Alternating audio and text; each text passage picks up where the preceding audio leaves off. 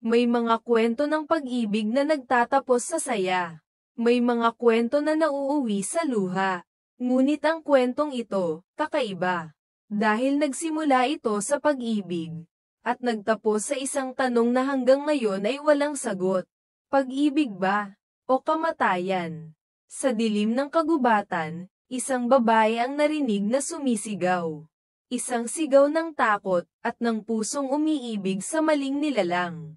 At mula noon, nagsimula ang isang sumpa na hindi na mapuputol kailanman.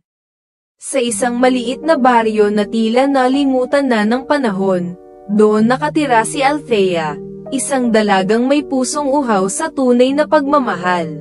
Lumaki siyang mahirap at palaging nag-iisa. Ang kanyang mga mata ay puno ng pangarap, ngunit sa likod nito, may kirot ng lungkot at pangungulila. Isang gabi, habang siya'y naglalakad pauwi mula sa ilog, narinig niya ang kakaibang kaluskos sa kagubatan. May tao ba dyan? Mahina niyang tanong, nanginginig ang kanyang tinig. Ngunit ang tanging sagot ay ang malamig na hangin na humahaplos sa kanyang balat. Bigla, mula sa dilim, lumitaw ang isang nilalang. Matay nagliliwanag, balat na tila hindi sa tao, at isang presensya na parehong nakakatakot at nakakabighani. Sa halip na tumakbo, si Althea ay nanatili, nakatitig. Sa hindi niya maipaliwanag na dahilan, hindi siya nakaramdam ng takot, kundi isang kakaibang init sa kanyang dibdib, para bang may koneksyon silang dalawa na hindi maipaliwanag ng mundo. At sa unang pagkakataon, nagtagpo ang kanilang mga mata. Isang titig na magbabago sa kapalaran ni Althea magpakailanman.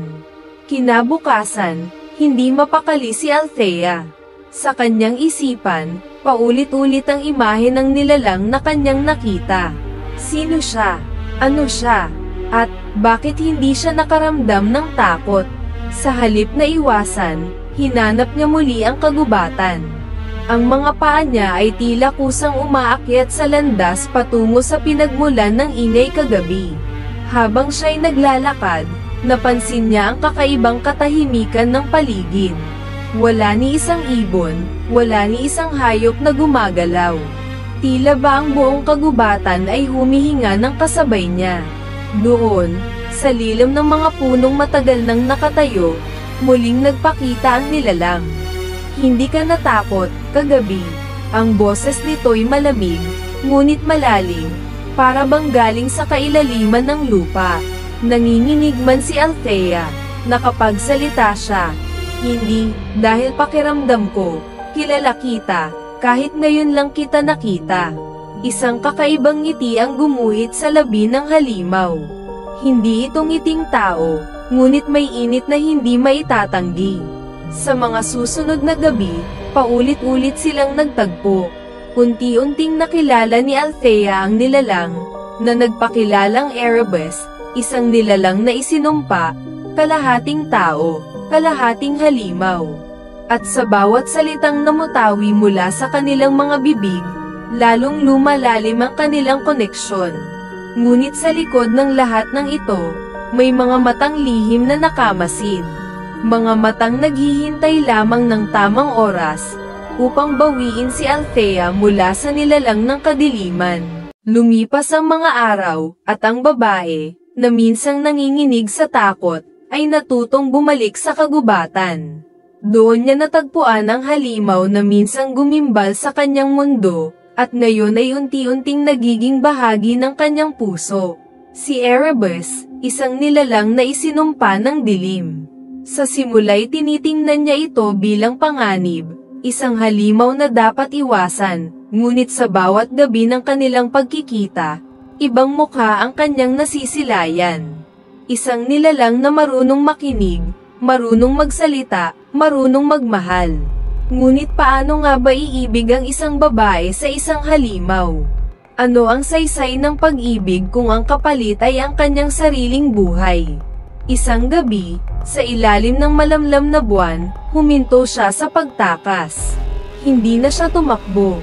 Hinayaan niyang lapitan siya ni Erebus, at sa gabing iyon, Narinig niya ang mga salitang gumuhit ng hiwaga sa kanyang kaluluwa.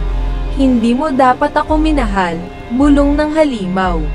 Sa bawat paglapit mo, mas lalo kang nalalapit sa iyong kapahamakan.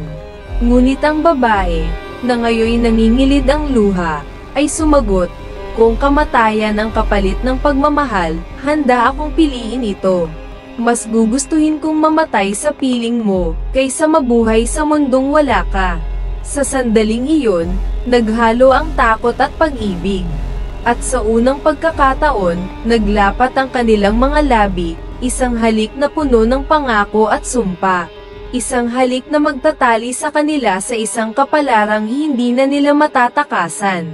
Ngunit sa bawat halik, sa bawat pintig ng kanilang puso, mas lalo ring lumalakas ang banta ng dilim. Sapagkat sa kagubatang iyon, may mga matang palaging nagmamasid. At sa kanilang ipinagbabawal na pagmamahalan, sisibol ang isang trahedyang hindi na nila malulusutan.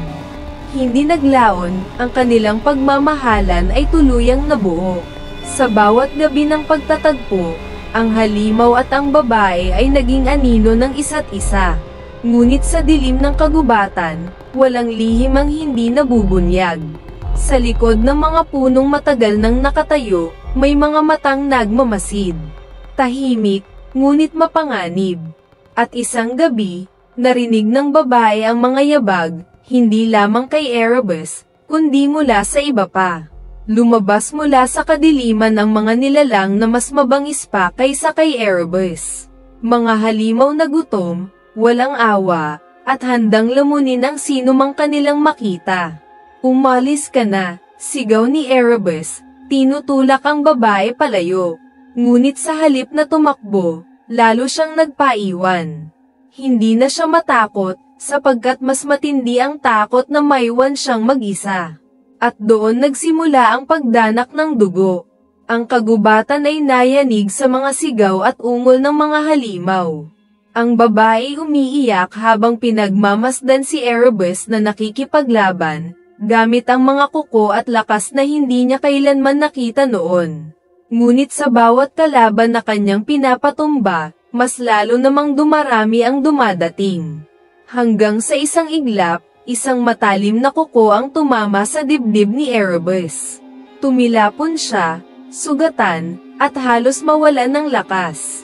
Erebus, sigaw ng babae, at agad siyang tumakbo sa piling ng kanyang minamahal.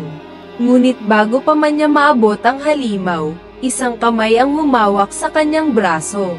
Isang malamig, mabagsik na kamay na tila ba hinahatak siya papunta sa mismong bangungot. Ang kanyang puso ay tumitibok ng mabilis. Pag-ibig man ang pumipigil sa kanya para tumakbo, ngunit ang kapahamakan, unti-unting lumalapit. At sa gabing iyon, isang sumpa ang tuluyang nabuhay. Isang sumpa na hindi lamang magtatali sa kanilang dalawa, kundi sisira sa kapalaran ng lahat ng papasok sa kagubatang iyon. Ngunit tandaan, ang kwento ng pag-ibig at kamatayan ay hindi dito nagtatapos. Marami pang misteryo ang naghihintay sa dilim, mga kwentong magpapaikot ng inyong isipan, at magpapahinto ng inyong hininga.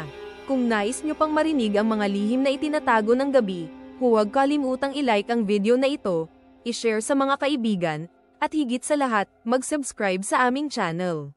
Sapagkat dito, bawat pag-ibig ay sinusubok, at bawat misteryo, ay ating isinasalaysay.